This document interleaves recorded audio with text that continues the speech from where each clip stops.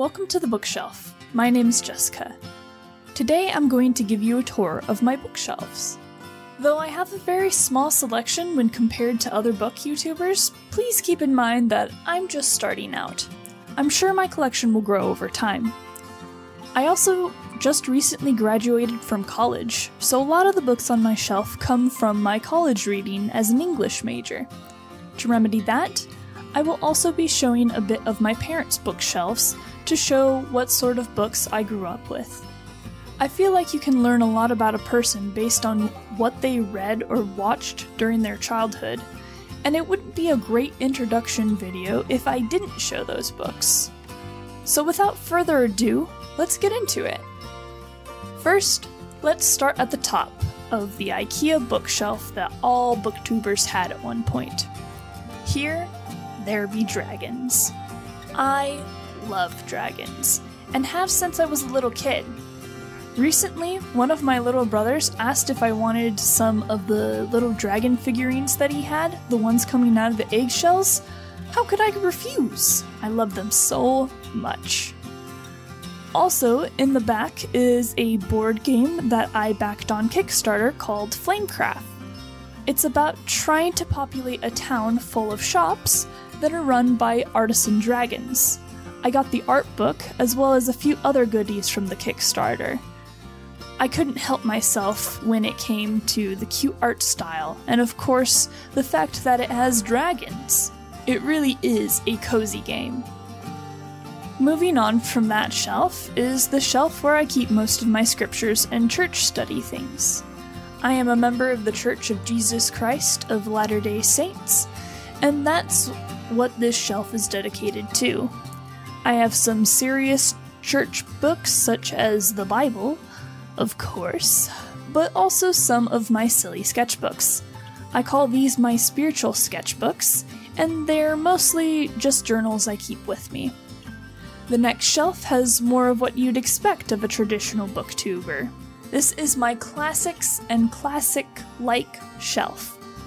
I'm not sure if All the Light We Cannot See is a classic, but it's where it fit on the shelf. It won the Pulitzer Prize, so good enough, I guess. At the end of this shelf is where I keep some picture books, and this shelf is accompanied by a stuffed bunny that I got from one of my dear friends in college, and a Nessie rubber duck. Rubber monster? Rubber plesiosaurus? It doesn't look like a duck. I just recently went on a big trip to England doing a literary tour around England, Ireland, Scotland, and Wales, so that's where I've gotten a lot of my new books and bookshelf knickknacks. Speaking of books that I got from the UK, the next shelf is my fiction, fantasy, or fantasy-adjacent shelf. I got a lot of new folklore books from my trip that I've wedged right in the middle of the shelf because they're new and shiny. I can't wait to actually start reading them. Otherwise, on this shelf, you'll see classic booktuber staples like Cinder and The Sun is Also a Star. However, you may see books that don't get talked about a ton. Comment some books that look interesting to you in my collection down below. Maybe I'll pick that one up next to read. Apologies to a lot of the incomplete or just starting out series on this shelf. I lent out some books that were never returned to me, or I just have started out the series and I didn't want to get the next book till I was certain that I wanted to continue with the series. The baubles on this shelf are my telephone booth piggy bank and my steampunk jewel goggles. If my plant spritzer is in the frame, that has since been moved to the lower shelf. It was getting too crowded up there. Oh, and I guess the paper doll of me is up there too. She's there. Moving right along, we have a less aesthetic looking shelf. But this is one of the best shelves in my room, in my opinion. This shelf has some overflow of my classic and folklore collection, with Irish folk tales and the complete collection of Sherlock Holmes.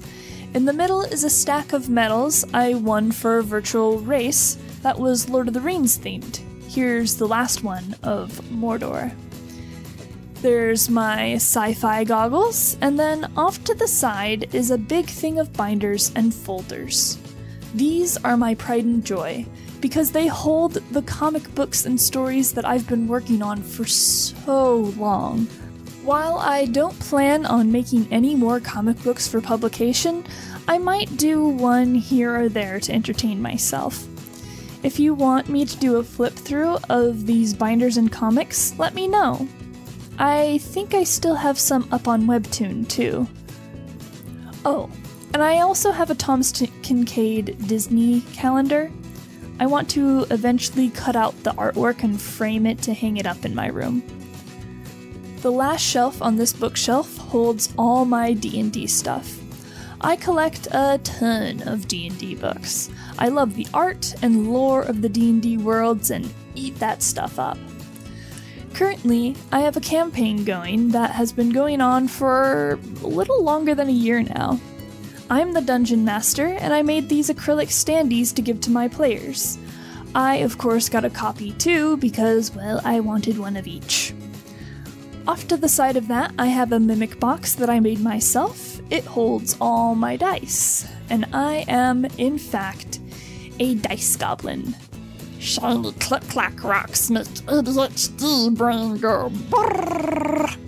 And that is this bookshelf completed.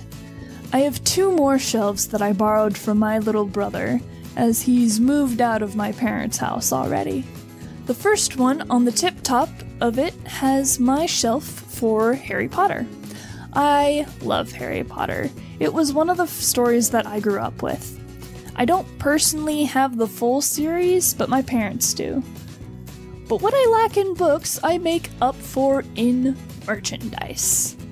It is literally overflowing to the shelf above my bed. I have too many Harry Potter things to have it be contained to one shelf. Next, I have a pretty boring shelf when it comes to books. I don't have a lot on there. This is where I keep my bookmarks as well as a bag of knickknacks that I use for geocaching. For my books, I have the Book of Mormon, a French to English dictionary for when I was trying to learn French, the art book for Flamecraft that I was talking about, and usually there's another book up there, but I lent that one to my sister. It's called Drawing Out Dragons, and it's a self-help book that I really like. Below this shelf is where I keep my missionary scriptures, or otherwise known as the scriptures that I took on my mission. I've got a flashlight and a remote control for one of the lamps in my room, and in the back I have a pile of unused sketchbooks. I really need to draw on them more often. The next 2 shelves, I have a backlog of completed sketchbooks, as well as bits and bobs here that are like office supplies and lotion and stuff. Let me know if you want to see inside these so I can jimmy rig a camera to do proper sketchbook tours. Leave a comment below if that's something you'd want to see. That is the end of this bookshelf. Now on to the 3rd and last bookshelf in my room before I show you a preview of my parents' bookshelves. Again, let's take it from the top. This is my Alice in Wonderland shelf. Again, it is bleeding into the shelf above it, but not as much as the Harry Potter shelf. I collect versions of Alice in Wonderland and Through the Looking Glass. This story is my favorite classic tale, and ever since I started coming up with stories in the world of Lewis Carroll's Wonderland, I have grown obsessed with all things Alice and Lewis Carroll.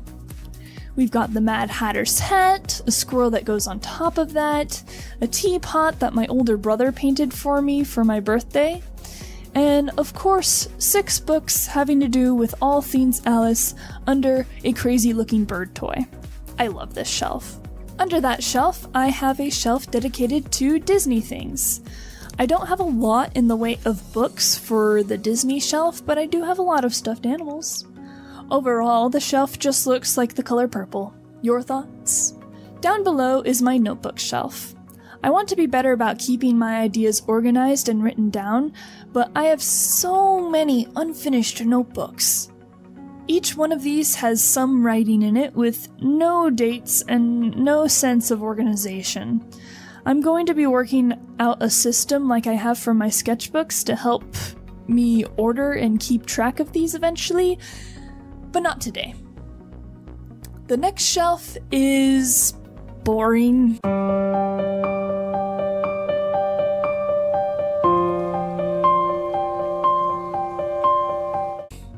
This is where I keep all my extra cords and cables for my electronics.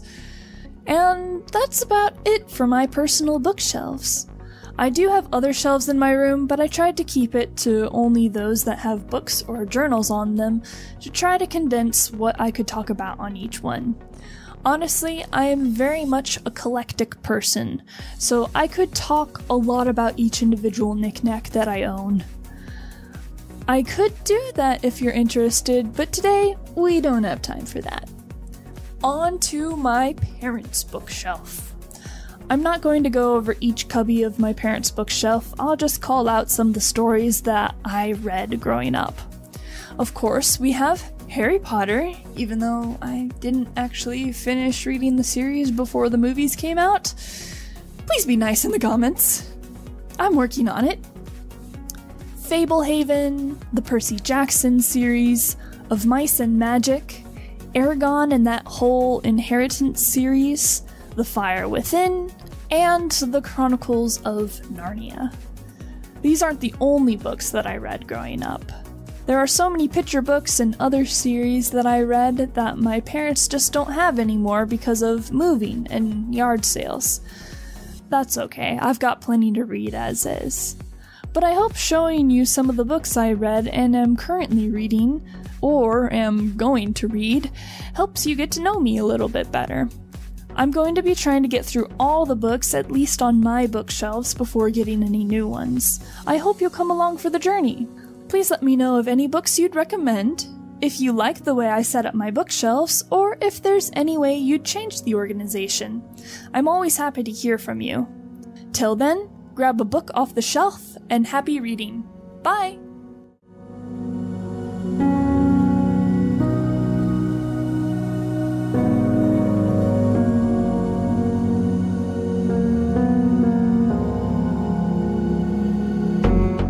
And then I'll do bloopers.